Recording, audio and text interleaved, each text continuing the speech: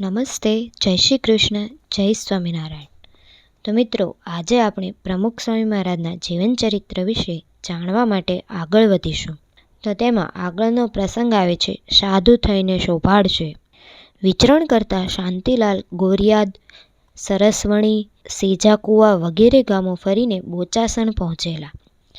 અહીં તેઓ બની આવે તેવી સેવા કરતા. સાથે સાથે દત્તરામ બારોટના ભાણા અમૃત અને ઘનશ્યામ સાથે રમતા પણ ખરા. આ નિવાસ દરમિયાન જ એકવાર શાંતિલાલનું મન પારખવા માટે અક્ષરસ્વામીએ તેઓને કહ્યું, તું અહીં રહી જા, તને ધોળે લુગડે સાધુ બનાવી દઈએ.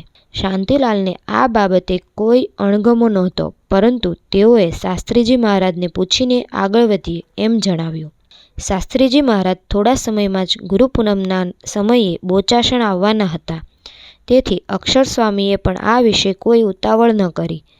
પરંતુ ગુરુ પૂનમના સમયના 15 દિવસ પહેલાં તેઓએ એક દરજીને બોલાવ્યો. તેઓનો વિચાર હતો શાંતિલાલ માટે પાર્ષદો પહેરે તેવું એક કેડિયું સીવડાવી દેવું. શાંતિલાલને આ જાણ થઈ એટલે તેઓ તો સીધા વાડીએ જઈને કોક ખૂણામાં સંતાઈ ગયા. અક્ષરસ્વામીએ તેઓની ભાળ કાઢવા માણસ મોકલેલો, પરંતુ દોઢ કલાકની મથામણ છતાં શાંતિલાલ હાથ લાગ્યા નહીં.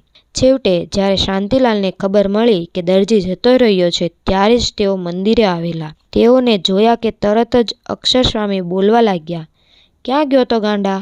મારે તારું કેડિયું સીવડાવવું હતું.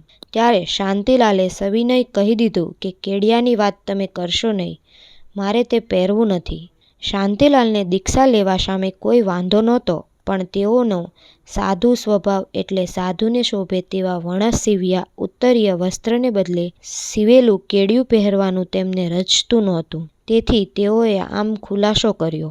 આ ઘટનાના થોડા દિવસ બાદ જ્યારે શાસ્ત્રીજી મહારાજ બોચાસણ પધાર્યા, ત્યારે અક્ષરસ્વામી શાંતિલાલને તેઓ પાસે લઈ ગયા અને કહ્યું, આ બહુ સારો છોકરો છે અને સાધુ થાય એવો છે.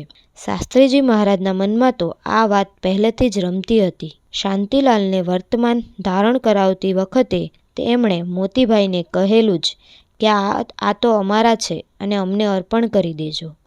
તેથી શાસ્ત્રીજી મહારાજને અક્ષરસ્વામીની વાત યોગ્ય જણાઈ. પણ તેઓએ કહ્યું, આપણે એને ભણાવીએ.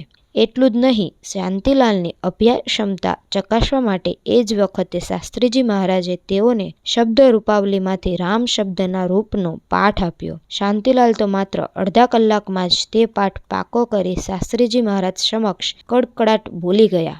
તે જોઈ શાસ્ત્રીજી મહારાજ ખૂબ રાજી થયા અને બોલ્યા, તું વિદ્વાન થાય એવો છે અને શાસ્ત્રી થાય એવો છે. ખરેખર હોશિયાર છે. સાધુ થઈને શોભાડશે. પહેલ પડ્યા પહેલાં જ જે હીરો પાણીદાર છે, તે પહેલ પડ્યા પછી તો કેવો ચમકશે.